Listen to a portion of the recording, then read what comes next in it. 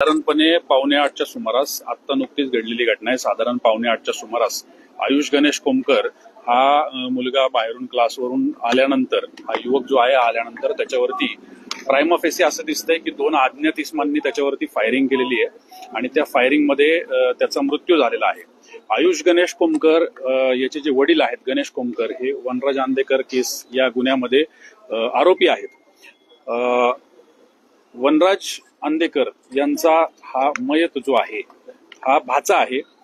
याबाबत आता इथं या ठिकाणी सर्व तपास पथकं काम करत आहेत। फॉरेन्सिक इन्व्हेस्टिगेशनची टीम आलेली आहे। इन्व्हेस्टिगेशन इथं सुरू आहे। क्राईम ब्रांचच्या 6 टीम्स तपासासाठी आणि आरोपींच्या शोधासाठी पाठवलेल्या आहेत। याच्यावरती काही लीड्स आम्हाला प्राप्त झालेले आहेत। फिर्याद दाखल करण्याची प्रक्रिया चालू आहे। याच्यासाठी आयुष गणेश कोमकरचे जे कुटुंबीय आहेत त्यांच्याशी संवाद साधून फिर्याद दाखल करण्याची प्रक्रिया पोलीस स्टेशन या ठिकाणी चालू आहे। त्याचबरोबर पोलीस स्टेशन समर्थ तसंच फरासखाना आणि झोन 1 च्या सगळ्या ज्या डीबीच्या टीम्स आहेत त्या सुद्धा या तपासामध्ये कार्यरत झालेल्या आहेत।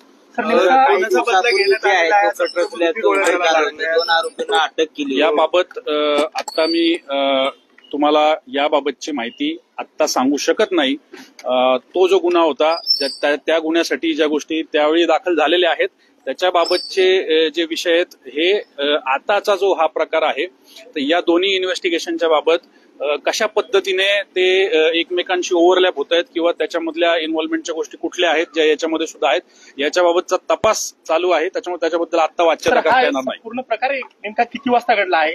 साधारण नाव घेत आहे तो कुठे गेला होता येत होता गाडी होती? साधारण 7:45ची गोष्ट आहे। आमच्या माहितीप्रमाणे तो क्लासवरनं परत येत होता।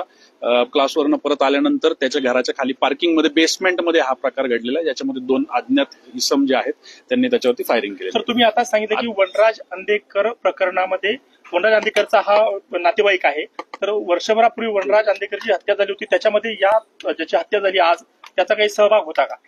हा मयत जो आहे याचा सहभाग असल्याबाबत त्यावेळी सुद्धा आम्हाला असं काही निदर्शनास आलेलं नव्हतं। आताही तसं काही निदर्शनास आलेलं नाही परंतु तरी देखील याच्याबाबत अधिक सखोल तपास आम्ही करत आहोत। आपण एका आरोपी पकडला होता गुन्हा दाखल केला होता। अगदी बरोबर आहे। तो जो काही विषय होता त्या विषयामधले जे काही त्याच्यातले संशयित जे आहेत त्याच्यामध्ये ज्या लोकांबद्दलची माहिती प्राप्त होती आपल्याला तर याच्याबाबतचा तपास चालू आहे आणि तो तपास आणि हा घडलेला विषय या दोन्हींमध्ये कुठल्या प्रकारची एखादी ओव्हरलॅपिंग गोष्ट आहे का तर याच्याबाबत सुद्धा आम्ही सखोल तपास करत आहोत। विसर्जनाच्या पूर्वसंध्येला अशा पद्धतीने पोलीस शहरात घटना कायदा सुव्यवस्थेचा प्रश्न पण कारण आजपासून विसर्जन एक विषय सगळ्यांनी लक्षात घेणं गरजेचं आहे की हे सगळं करत असताना पोलिसांना जी माहिती येते जी माहिती ते प्राप्त करतात त्याच्यावरती ते जास्तीत जास्त प्रभावीपणे अगदी तळमळीने काम करून त्याच्यावरती ती गोष्ट कशी टाळता येईल याच्यासाठी निश्चित काम करत असतात। आणि तसं करत असताना अशा प्रकारची एखादी घटना जर घडली आहे असं दिसतंय आता तुम्हाला तर त्यावेळी आमचं आद्य कर्तव्य आहे की आता आम्ही याच्यावरती लवकरात लवकर अशा लोकांना ताब्यात घेऊन त्यांच्यावर कठोरात कठोर कारवाई केली पाहिजे आणि ती प्रक्रिया आमची चालू आहे। ते तपास आमचा चालू आहे म्हणूनच मी तुम्हाला म्हटलं की तपासाची प्रक्रिया चालू आहे तो तपास होऊ द्या आणि मग आपल्याला या सगळ्या गोष्टींचा उलगडा सीसीटीव्ही फुटेज त्याच्याबद्दल मी आता कुठलीही वाच्यता करू शकत नाही। पुरावे प्राप्त होऊ द्या दिसू द्या काय झालंय फिर्याद दाखल होऊ द्या तक्रार दाखल होऊ द्या आणि त्याच्यानंतर निश्चित तुम्हाला त्याच्याबद्दल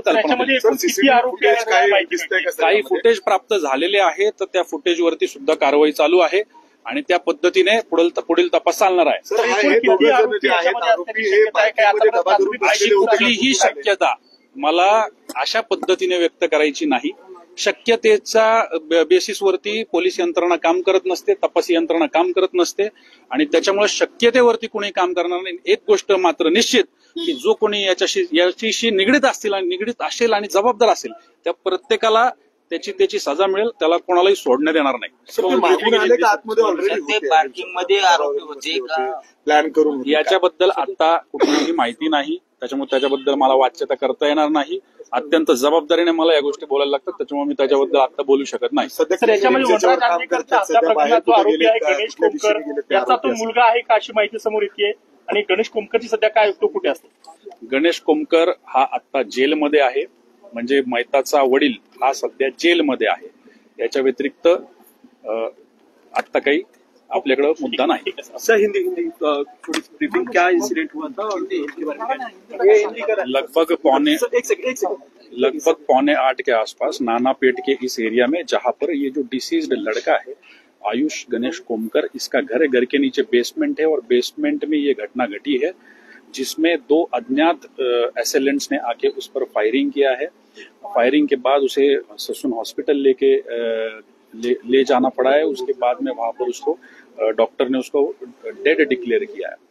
जो 2 अननोन एक्यूज्ड है, जो एसेलेंट है, उनके बारे में कुछ इन्फॉर्मेशन हमको प्राप्त हुई है, मिली है. उसको लेकर हम लोग आगे इन्वेस्टिगेशन कर रहे हैं. इस पूरे जांच में लगभग 6 क्राइम ब्रांच की टीम और उसके साथ में जोनल जो जोन 1 है, इनके सारे पुलिस स्टेशन के डीबी टीम भी काम कर रहे हैं. और जल्द ही इसका पूरा सुलझा हुआ रूप देख के इसमें जो जिम्मेदार है वो हर किसी को कानून के स्ट्रिक्टेस्ट पॉसिबल वे से हम लोग उनको ट्रीट करेंगे, इतना मैं कह सकता हूँ. ठीक है.